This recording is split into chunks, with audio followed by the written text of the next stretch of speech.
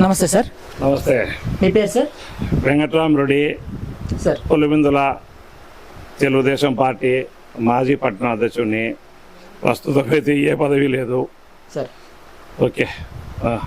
ఇప్పుడు పులివెందులకు సంబంధించి మనకు 1978 నుంచి 2024 ఎలక్షన్స్ వరకు 14 సార్లు ఎలక్షన్ అయినా బై ఎలక్షన్ అయినా జరిగింది. ప్రతిసారి కూడా ఈ నియోజకవర్గంలో ఉన్న 7 మండలాల ప్రజలు ఎవరైతే ఉన్నారో వాళ్ళు వైఎస్ కుటుంబానికి పట్టం కట్టిండ్రు.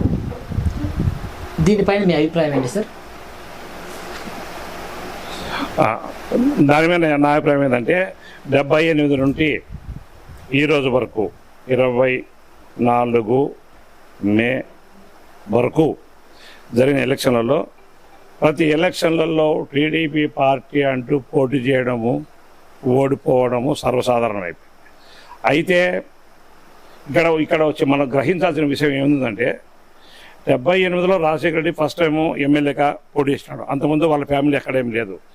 రాజారెడ్డి వాళ్ళ మిస్సెస్ను వార్డు మెంబర్గా వేసింటే వాళ్ళు కానీ ఆ రోజుల్లో ఓడిపోయిన టైం అనేది చరిత్ర చెప్పేది. అది మనం చెప్పాల్సిన పని లేదు. ఇప్పుడు ఏమంటామంటే మనం 78 నుంచి వచ్చిన తర్వాత 78, 83, 88 89 సారీ 94, 99, 2004, 2009, 2014, 2019, 2024 అన్ని నాలుగు కంట్రీ చేసుకుంటూ వచ్చినాం. వచ్చిన తర్వాత ఇక్కడ ఏమవుతుందంటే జరిగేది ఒకటి జరుగుతుంది. ఏం జరుగుతుంది?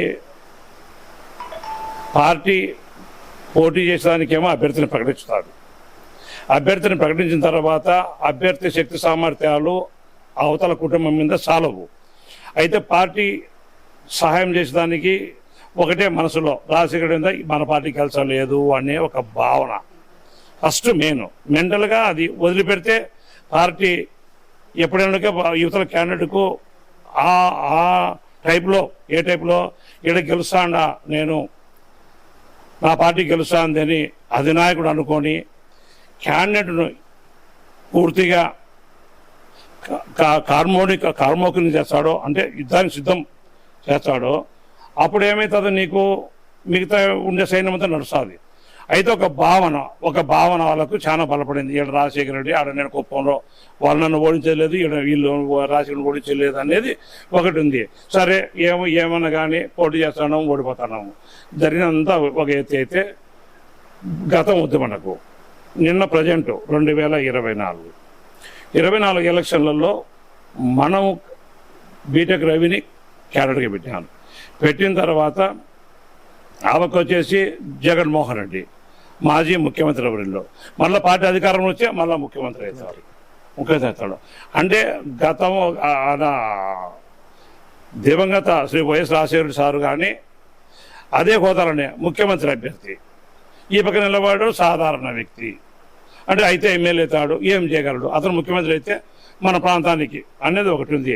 అయితే ప్రజలు 2024 వచ్చే కొద్దీ చైతన్యవంతులయ్యారు. ఏ ముఖ్యమంత్రి అయితే చేసేదే ఉంది, రాష్ట్రానికి చేస్తాడో, మనకి ఏం చేసినాడు 5 ఏళ్లలో, ఈయన చేసింది ఏం లేదు. ఈయనొక్క కానీ మనము వాళ్ళ న్యాయంతో నడిచిన సందర్భం వేరు, ఇతనితో నడిచే సందర్భం వేరు అయిపోయింది అనేది ప్రజలకు తెలిసిపోయింది. దానివల్లనే మేము కానీ ఒక ప్రీ ప్లాన్ ప్రకారము 1 ఇయర్ ముందు నుండి ఏం చేయాలా, ఎక్కడ చేయాలా, ఇతను ఢీకొట్టాలంటే అనే ఉద్దేశంతో చేసి మాకు ఎన్ని బూతులు అయితే ఉన్నాయో 300 చిల్లర బూతులు ఉంటాయి, అన్ని బూతుల్లో ఏజెంట్లు పెట్టుకొని డి అంటే డి అనే కాడికి వచ్చితే ముఖ్యమంత్రిగా పనిచేసిన అభ్యర్థి 5 ఏళ్ళు ముఖ్యమంత్రిగా పనిచేసినాడు. ఆయనకు 91,300 చిల్లర 2019లో వచ్చే నిన్న 61,000 చిల్లర వచ్చినాయి. మెజార్టీ అంటే రామారావు 30,000 ఓట్లు తగ్గించగలిగినాం. అదే మేము ఇప్పటికీ మానసికంగా బాధపడేది ఏంటంటే మాకు పార్టీ సపోర్ట్ చేసి ఇక్కడ సైన్యాన్ని దించి ప్రతి వీధికి ప్రతి వార్డుకు నేనుండా భరోసా బీటెక్ రవి తరఫున ప్రభుత్వం మాది వస్తుంది, నేను ఇది చేయగలుగుతా ఈసారి మా బీటెక్ రవి చేసింటే నీకు ఎన్ని కావాల్సిన ఓట్లు ఎన్ని కావాలి? అతనికి మాకు 16,000 కావాలా? 16,000 మాకు వచ్చింటే అతను ఓడిపోయింది ఈరోజు. ఆ భరోసా ఎవడు ఇవ్వాలా? పార్టీ అధిష్టానం ఇవ్వాలా.